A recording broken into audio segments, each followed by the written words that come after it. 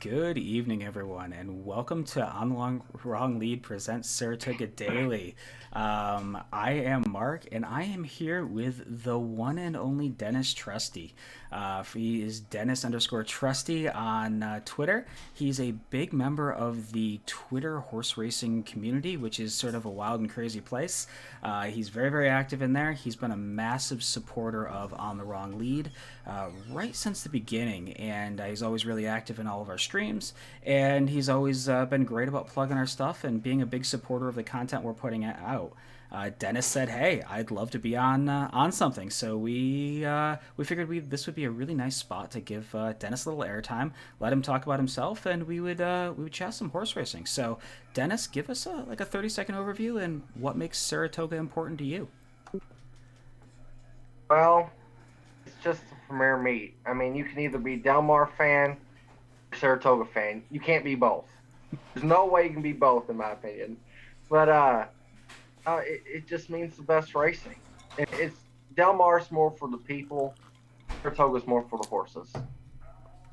Yeah, I would tend to agree. I think, Del Mar has some phenomenal races, whether it be the Pacific Classic or, Oh, all of those. There's definitely some very good quality out there. But I would agree. I think, when you look at the number of G1s and, the fact that at Saratoga on a random Wednesday you get, G3s. So it's a pretty cool meet. Anything you've been noticing in the Saratoga meet this far that you've been focusing in on as maybe some angles or some plays? well, after watching your stream and your videos, I noticed nobody's talked about what I heard on Fox Sports. They said there's been a different drainage ditch. Um, I've noticed that has made horses run zigzag all down the stretch. So that's something I really have noticed, and it kind of makes me worried because I remember when Keeneland did it, it changed everything. Yeah, I was going to say, I think Saratoga this year they ground the crown of on the track. They basically regraded it, and I will say the track has been playing a little funky in the stretch. And since that sort of happened, I'm hoping after they work the surface a little bit, they get some more training days, they get a few more race days, it'll sort of settle things out. Anything else you've been noticing about Saratoga? Um, well, speed on turf has been pretty abysmal. There's Yeah. not been any wire to wire winner. There has been one horse that went wire to halfway down the stretch, got past and then came back, but there's not much help for speed on turf. Yeah, agreed. Very much agreed. I think speed is pretty dead on turf. I think we've been seeing. I wouldn't say speed's dead on turf. I think the turf sprints have been playing fairly speed favoring. The routes definitely you've seen a lot of off the pace types. But I think the routes have been pretty logical. If you're sort of figures type of person or you're a class type person, they seem to be making some sense. For me, I think the big thing has been Linda Rice's barn has been absolutely on fire. She's hitting at 44% right now. She had a terrible, terrible Belmont meet, so it appears that she was saving a lot of horses for the Saratoga meet. And also I think a normal Saratoga angle I love to play is Christophe Clement is very, very good the first 3 weeks of the meet, 2 or 3 weeks, and he had a firster on Saturday, first race of the card. I hat tipped it on the stream. Horse ran away and won by about 10. Wow, it got a little tight late, but probably ran by 3 or 4 lengths. And paid went off at 8-1, and then that's the fun thing with Clement is right about the time everybody starts chasing him because he's hot. He stops being hot. He sort of stops having that angle. He's been on fire recently. I mean, I think he won that stakes race with the horse that was kind of middle of the road type, and he also had a first time starter that day too. That was again middle of the road type. That one didn't he? Yeah, I think that was probably the one I'm talking about. That first race, the horse was a half to Yeah, another sprinter, and ran extremely well for a horse that wasn't touted on works, wasn't touted on nothing jumped off the page at you pedigree angle wise, but it was one of those because there was a couple other very highly touted horses, big money Chad Brown horse in that race, and a couple other ones that have those more classic angles, and and Clement was pretty live. I would say the other thing I've really noticed Manny Franco has been really, really good to start the meet off with. He's sitting at 16%, and normally when he gets into the Saratoga colony, where you have a deeper jockey colony, he becomes a 4 or 5% jock, and he's running the same percentage right now that Arad and JJ are. So it says a lot with how well Manny's riding. It's good to see a guy who rides the entire Naira circuit all year round really do well. Makes me feel really happy because he's a good guy as well. And that Belmont win helped him out too, I think, Yeah. as far as stepping out of that B class uh, area, if you will. No, great. Great. Definitely a confidence booster for him. And the other thing that I noticed, I've been really noticing is, and I know Chase and I have talked about this a couple of times. At 7 furlongs, the inside couple of posts are really, really, really bad this meet so far, and that's a stereotypical, Saratoga angle. I think it's really just due to the horses come out of that short chute, and they sort of get pinched up against that temp rail that's on the inside as everybody's sort of trying to get over to the main rail, and those horses tend to get funneled back and don't get as nice of trips.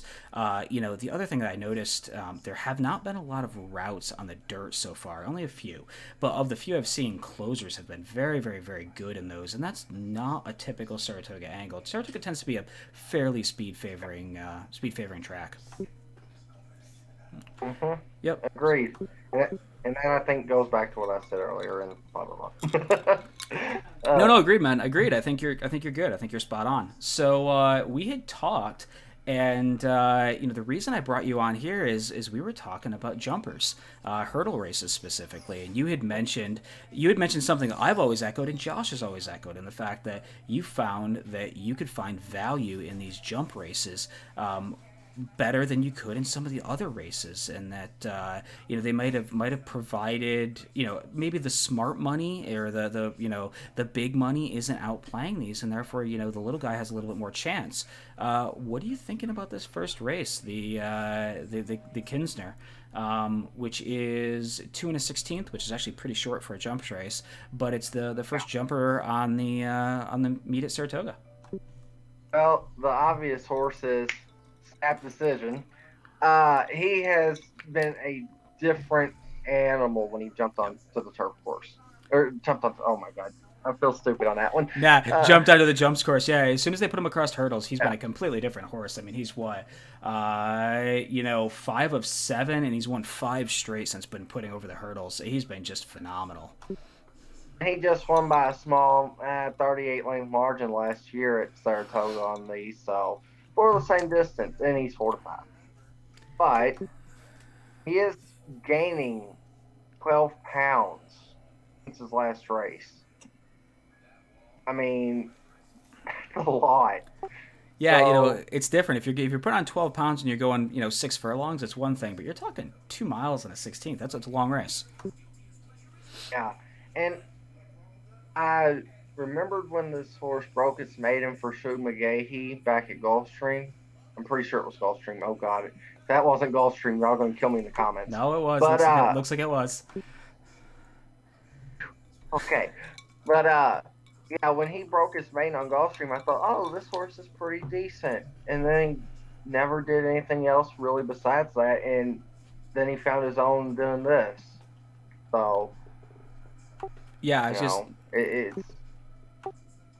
Yeah, I was gonna say he's become very much a black type jumper. He's won 3 black type stakes in a row. Definitely collecting checks every time out. Seems to really enjoy what he's doing. It really hasn't been challenged. I mean, if you look at his last, he's winning by 3, 4, 5 lengths every time. Obviously, he had that 38 length winner last year at Saratoga, which was a freak show. So he handles this turf surface. I think early meet, this surface has played similar to how it played last year. I think if he runs this race 4 to 5, it would be a gift if you could get it. I would say, I think he's definitely win bettable at sort of even money or better. But I think there's also some other angles in here, some other options that you could use. I have a feeling we're on the same ones. Who are you on? I said the one as my second type horse is because when he basically did the same thing that Snap Decision did. He was a average thoroughbred turf horse. He tried the jumps. He won by 2, won by 7.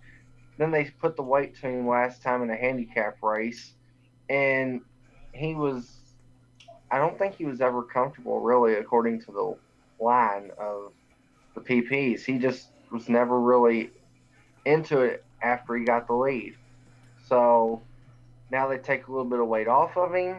He's out of Galileo and another European sire and mare. So, and they paid 560,000 for him at Tattersall's over in Europe. So, Yeah, as you say, he's at the Saint Helena on the bottom and on the dam side, which is Facio, who's the dam sire. Facio is a major jumps influence, so the pedigree's there. There aren't a lot of Galileos going over the jumps, so pretty interesting from that perspective as well. And if you talk about the fact that he was off from 8 months coming into that last race, he had every excuse not to run as a race, and you're getting 12 to 1 on the morning line. Second off here for some really really good connections. I don't hate that as a pick as well. Anyone else you're on in here? if I was really reaching deep, and I mean trying to go extremely deep, I'd say maybe the four, just because his first race was stakes. He ran fifth, and he came back to win and win again. Uh, but those was not the same. But it was Jonathan Shepard. Oh God, I just messed that up. It was Jonathan Shepard training, and he does phenomenal over these jump races at Saratoga. So at 9 to 2, I don't love his price. I think he'll go up because of snap Yep. decision. And if he's 8 to 1, I think he's really worth a look. Yeah, I would completely agree with you. Jonathan Shepard pretty much cleans house at Saratoga on these jumps races. Hey, of the stakes, of them, he'll probably win half of them, or 35% of them, something like that. And Nagel tends to be one of his go-to jocks. So seeing Nagel stick here when Nagel obviously had other options with other horses, Nagel could have probably ended up back on this five. It makes us feel like, okay, maybe this one has some chance. It's a lightly raised horse. They never tried this horse across the flat. This was a jumper from the get go, and I agree with you. I like them taking a shot here, getting a little bit of weight break over the two. I don't hate this one as well. Anyone else you're on in here? Um, that would be it for me, because since I'm more of a race by race player, I would probably take an exacta here. I do have a pick three laid out for the sequence, but if I was playing this race myself, as far as which I'm going to, of course, but I would box a 1-2 exacta and 2-7 exact. Or no, wait, not 2-7. Why did I say 7? I'm looking at your picks, Mark. 2-4 exacta, just to cover myself there. But yeah, and hope maybe somebody beats him, but I doubt it. Yeah, I mean, I don't want. There's no real weakness on the two, but calamity happens. These are jumps races. It wouldn't be a shocker to see a price kind of clunk up and sort of, sort of win one of these. It happens, and a lot of times when there's such a short price favorite, especially in the jumps race, everybody plays the game of, well, we're going to mark the favorite and we're going to do something to kind of muck with his chances of winning. I think the two probably makes his own destiny in here. He probably is really the pace horse. He's the horse that more than likely wants to be on or just off the lead. Seems to be his sort of game. I think he probably ends up on the lead. I think everybody's just going to sort of watch his game and see what he ends up doing. The other two in here, I think that are probably usable are the six, Belisarius, who hasn't won in forever, but the horse is sort of, if you look at this group has all been beating up on one another for a long period of time. Nobody's here is a new foe. So, he's not a horse that's an outsider. And I really sort of did like, this 7, who's a Rock of Gibraltar, and just really kind of come over the jumps a couple of times. Hasn't gotten as much experience over them. And this is a little bit of a cutback for him from what he's been running. I think he has every opportunity here to kind of improve for Leslie Young. He's been really really good as a trainer, and also Les Young had I think he won a G1 here over the jumps last year. So a trainer on the rise, and I sort of like this horse on a little bit of a cutback, being able to use some of that tactical speed. And another thing I see about the 7 is Who owns it? Silverton Hill, which they mainly own thoroughbred, not jumpers. Just so that's kind of out of left field why they have this horse. So they must think that he's pretty decent. Yeah, agreed on Silverton Hill. He's a Rock of Gibraltar, so I mean, obviously he's a gelding.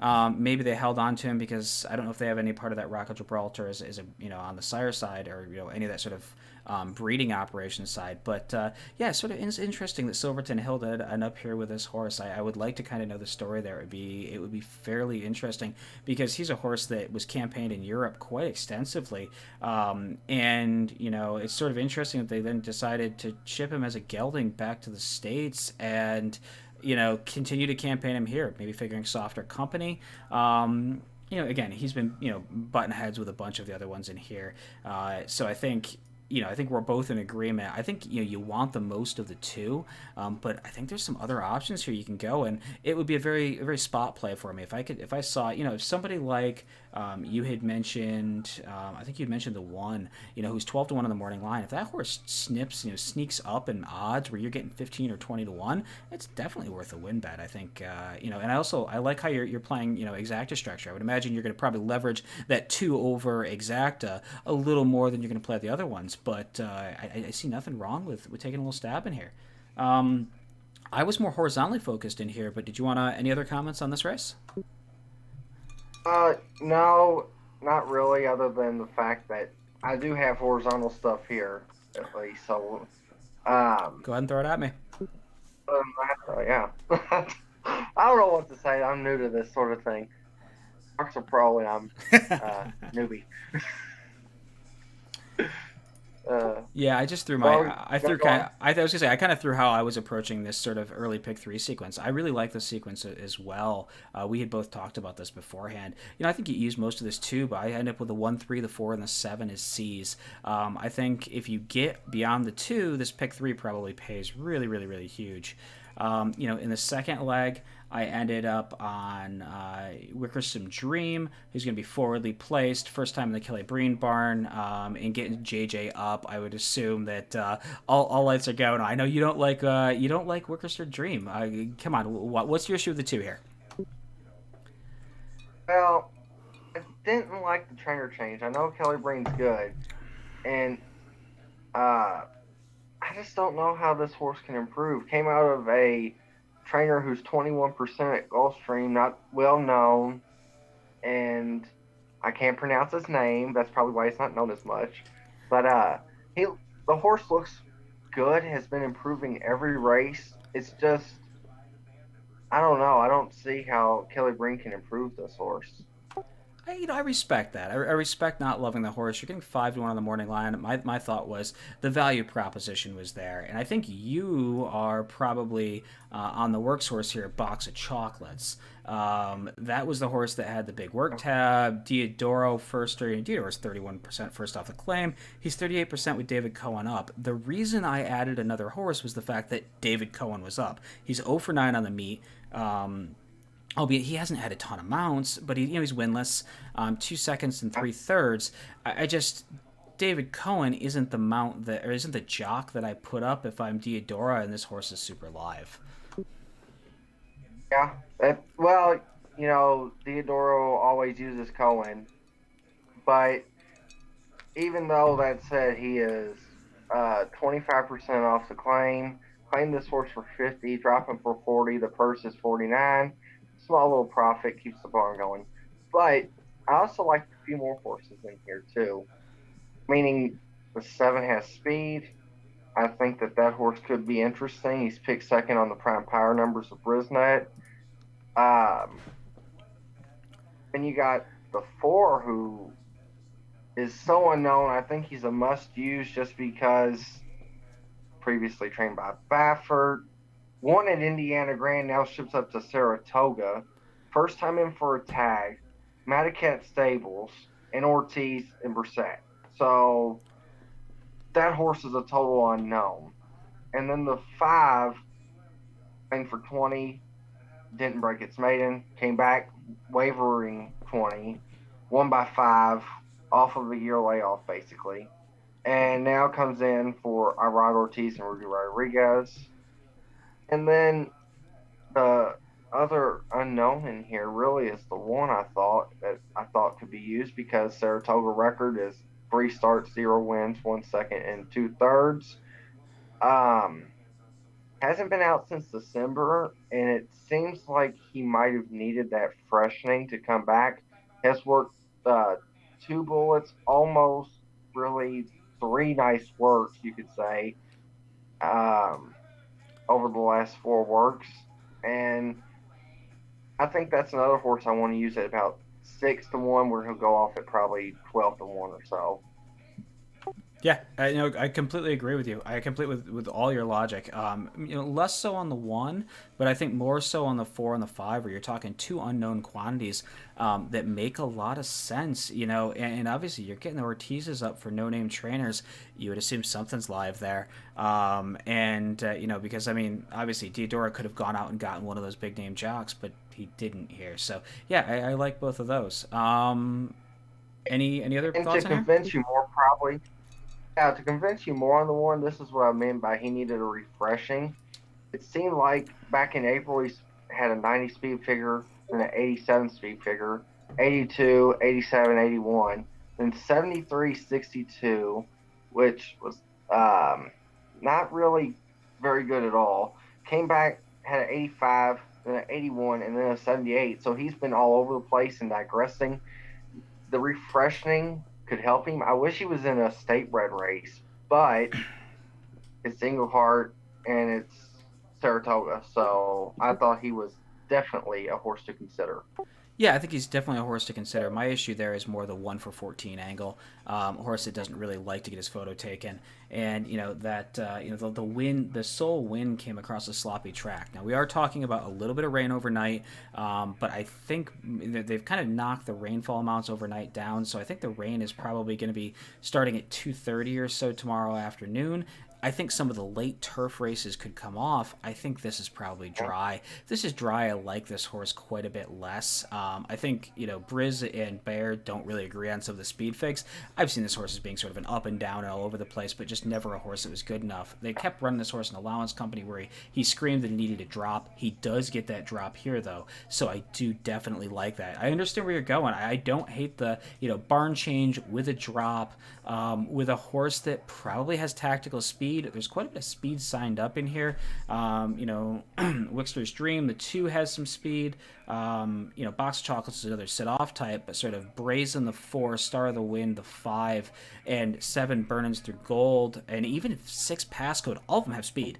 My concern here is I think the front end falls off this race. I think that this just screams speed duel, and my logic was there. If this gets a little stupid on the front end, Box of Chocolates is going to sit just an awesome trip. And maybe Wixter's Dream improves enough, and with the barn change with JJ taking note, that was sort of enough to perk my interest. But man, this probably falls into Box of Chocolates lap most of the time, and I think that's how we were both agreeing here. I think you had it that way, and I also had it as well. Any other comments on this one? Uh, Nothing else for this race, other than if you want to buy one for 40,000, go ahead, Mark. No, and I think we had talked about it beforehand. Yeah, trust me, if I buy one for 40, I'm not buying anyone out of that race. We had talked a little bit about this Lubash Stakes. It's sort of the feature, and it's in the third. I think hopefully they moved it up forward to avoid some of the weather. But Cross Borders in here, he screams. I have a hard time getting around him, but I know you talked that you had a couple of other ones in here you're interested at, because Cross Border, another little bit of a photo shy horse. Well, as far as my pick three ticket has, it's on the small tickets I used him, but on the bigger tickets I didn't use him because on a big ticket, and you get a 4 to 5 with a 2 to 1 with a 1 to 2. Congratulations, you're going to get $5. But if you beat him on a bigger ticket, then you're going to get maybe 50, 60, something like that. Um, Especially even if it does chalk out, which I hope it doesn't. Um, the horse I actually really liked in here was the 4, the other maker. Um, it's Irad Ortiz getting back on again. The horse was 6 wide off the turn at last time at Belmont after a hot pace. Uh, just I think is Maker would not put this 3-year-old in against his 1-2 shot if he didn't think he could run. And there seems to be a lot of pace. I hope the 6 goes out and challenges the 1, because the 1, if nobody challenges him, it's gonna be over in the first turn. But if the 6 and maybe the 3, I hope if the 6 dies midway down the backstretch, which that's if he doesn't like the turf, then he's gonna just quit. If that happens, I hope the 3 is right there to pick it back up. So, and then that could set up for my 4. And I don't like the 5 in here at all, so I didn't use him on anything. If I was going to use the 5, I'm going to take the 4 over 5 every time. Yeah, So no, I don't hate any of that at all. I would agree with you. The four is sort of interesting. My concern really here is I don't think the four gets the right pace setup here. I'm worried that the one ends up being low in speed, really walks the dog on the front end, and sort of just overpowers these who really seem to be overmatched. Now, I mean, the thing that does get me is sort of cross border has been beaten heads with with a bunch of a lot better than this, but doesn't like to mhm. win versus a lot better than this. So this would actually be, I think, the highest level win of the horse's 24 start career, to tell you the truth. I, maybe the horse just doesn't like to win versus good company, and maybe this is even a little too much here. So, yeah, I think I have nothing. And as I said before when we were talking, I have no issue with somebody saying, "Hey, this 1-2 shot, I'm just going to toss him and play a little game theory and try to get around him." I like it quite a bit. The horse I was trying to get around him with is potentially this 6 Blewett. Blewett is was very well hyped. He's a 6-year-old now, bunch of layoff lines, 11 starts, 4 wins. They've never tried him on turf. He has a pedigree. He's Uncle Mo on the top, Mount Brook on the bottom. He should like turf. I don't hate him. He's the one horse that sort of, to me, is the I don't know horse. I've never seen if he can run on turf. I'm willing to take a shot. He becomes a B on my ticket. I'll throw this up again. This is a $100 structure, kind of how I would play it with ABCs. It ends up being a 3-ticket structure. I'm mainly focusing through that one, a little bit of Blewett, and in the first leg, maybe I catch a price, and this actually pays something. And I'm playing kind of the opposite structure of you. I'm trying to find a way that I can use some leverage, some larger wager sizes with a skinnier ticket to make money. I think you're looking at a way to sort of fish and find those prices that might be a little less logical. Nothing wrong with either strategy, and that's what makes handicapping fun. And if I actually look at this race, if I was Ortiz on the 1, I would try to sit off the 6, because I noticed his last 2 races, he outbroke Mr. Buff, which is speed, Mm-hmm. and Yeah. he set 22:45 110, 23:46 110, and the 1 goes his last race when he was on the lead 50. And if he does 50, he's not going to be challenging the 6 horse if the 6 likes turf. But it, so that's where I'm hoping that if the 1 just goes with him, then maybe he'll quit to somebody like the 4. Yeah, no, But my I don't hate that at all. No, I don't hate that logic at all. I mean, of course, though, you're getting Jose Ortiz on the turf where he can walk the dog here. I think there's a chance that Blewett maybe presses. We'll see what happens. I like that. I think the one wins this race probably 90% of the time. I have no issue with somebody playing a structure which takes advantage of that other 10%. um so on my small ticket in the first leg, I went small decision, singled him.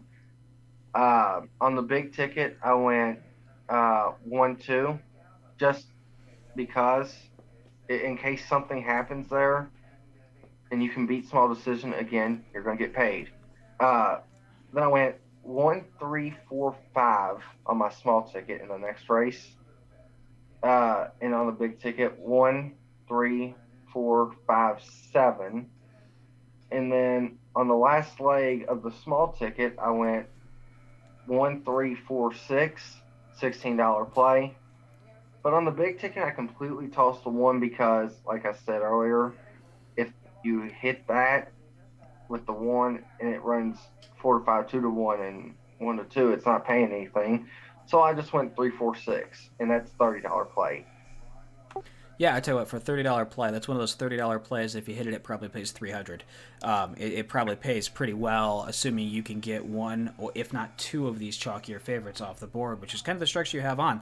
I really, really like it, Dennis. I think it makes a lot of sense, and it's one of those things that I think you're putting on some contrarian plays. There's nothing wrong with that. I think it's knowing when to take those contrarian plays, but those are how you find those prices. Yeah. And like I said before, I'm normally not a pick three guy. I think I've only played the 20 centers at Woodbine because I can spread deep and not worry about it. I Every so often I do try to play a pick three or try to think about a pick three just to see what I would do. So yeah, I mean, this was a good challenge for me outside of sitting on here and trying to handicap this card. It was a challenge for me to come up with a sequence for this because it's something I don't normally do, and I welcome it. Nah, man, agreed, agreed. So I'll tell you what, I threw Dennis underscore Trusty up. Throw the kid a like or a follow. Dennis is again a very good supporter of the channel, and I think his opinions are pretty valid. I'm sure Dennis will have his picks up for the sequence on his Twitter. And yeah, if you like this content, like and or subscribe. And till next time, good luck at the races.